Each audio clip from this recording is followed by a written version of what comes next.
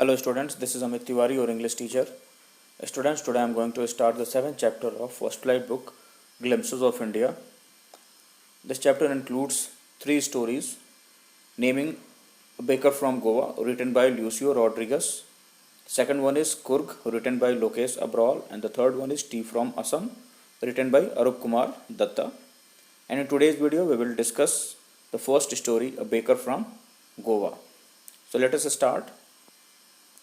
This is a pen portrait of traditional Goan village baker who still has an important place in his society.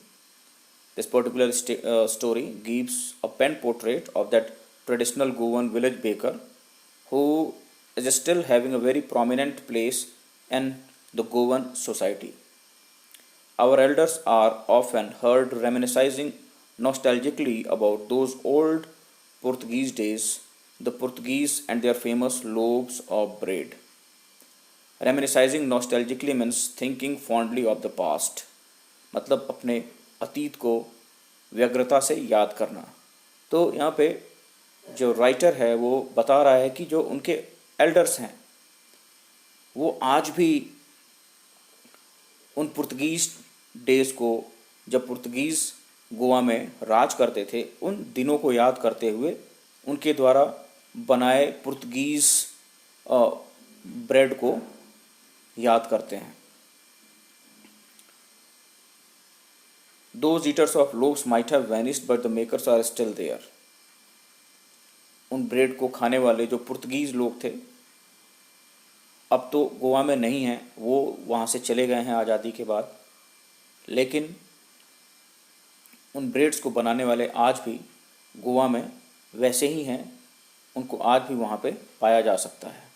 We still have amongst us the mixture, the molders and those who bake the loaves. और आज भी हमारे बीच वो mixers, वो moulders और वो भट्टियाँ जिसमें कि ब्रेड को बेक किया जाता था, वो सब आज भी हमारे बीच मौजूद हैं। Those age old time tested furnace still exist. The fire in the furnace has not yet been extinguished. The thud and jingle of the traditional baker's bamboo, heralding his arrival in the morning, can still be heard in some places. Here heralding means announcing. तो जिन भट्टियों में breads को bake किया जाता था उसकी आग अभी भी नहीं बुझी हुई है, और जो थर्ड की और जो जिंगल की साउंड थी, जब वो ट्रेडिशनल बेकर अपने बैम्बू स्टिक से आवाज़ निकाला करता था और फेरी लगाते हुए सुबह सुबह चिल्लाता था, वो आज भी सुनी जा सकती है। वो आवाज़ आज भी पहले के जैसे ही प्रोमिनेंट है। Maybe the father is not alive but the son still carries on the family profession. संभवतः इन ब्रेड को बनाने वाले जो पुराने लोग थे वो शायद आज जिंदा ना हो, लेकिन उनके बच्चे आज भी उस ट्रेडिशनल बिजनेस को आगे बढ़ा रहे हैं। अपने प्रोफेशन को उन्होंने नहीं छोड़ा हुआ है, आज भी उन ब्रेड्स को बनाते हैं और गोवा की गलियों में घूम घूम के उन ब्रेड्स को बेचते हैं। This bakers are even today known as poder in Goa, और आज भी इन बेकर्स को पादेर के नाम से गोवा में जाना जाता है। During our childhood in Goa, the baker used to be our friend, companion and guide.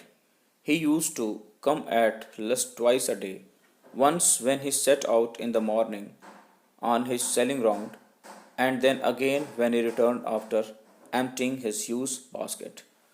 तो अगर हम बचपन के दिनों की याद करें तो जो ये बेकर्स थे वो हमारे दोस्त हुआ करते थे, हमारे कंपेनियन और हमारे गाइड हुआ करते थे।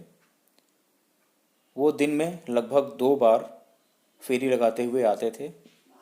एक बार जब सुबह होती थी, जब वो अपने ब्रेड्स को बेचने के लिए बाहर निकलते थे, और दूसरी बार तब जब वो अपने सारे ब्रेड्स को बेच के फिर वापस लौट रहे होते थे। The jingling thud of the bamboo woke up woke us up from sleep and we ran to meet and greet him. और जो उनके बैम्बू स्टिक से जिंगल और थड की आवाज़ आती थी, उस आवाज़ से हम सुबह उठ जाया करते थे और दौड़ते हुए उस फेरी वाले से मिलने के लिए भाग पड़ते थे. Why was it so? Was it for the love of the loaf? Not at all. The loaves were bought by some Paskins or Bastins, the maid servant of the house. What we longed for were those bread bangles which we chose carefully. Sometimes it was sweet bread of a special make. तो अब writer जो है वही सवाल कर रहा है कि क्या उनका इस तरीके से सुबह सुबह दौड़ के उस ब्रेड वाले से मिलने के लिए जाना उसके प्रति उनके प्रेम को दर्शाता है? बिल्कुल नहीं. The loaves were bought by some Paskins and Bastins. जो लोब्स थे वो घर के मेड सर्वेंट्स, जिसको कि पास्किन और बॉस्टिन कहा जाता था, उनके द्वारा खरीदे जाते थे. What we longed for were those bread bangles which we chose carefully.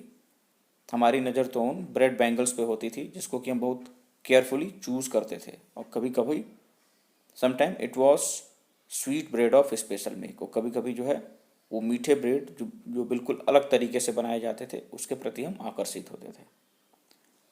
The bakers made his musical entry on the scene with jhang jhang sound of his specially made bamboo staff. और जो baker है उसकी entry एक Zhang Zhang की एक musical sound के साथ होती थी जो कि एक बैम्बू के स्टिक के द्वारा निकलती थी. One hand supported the basket on his head and the other bang the bamboo on the ground. एक हाथ से जो बेकर है वो अपने बास्केट को अपने सिर पे पकड़े हुए रहता था और दूसरे हैंड से वो बैम्बू स्टिक से ज़मीन पे आवाज़ करता था.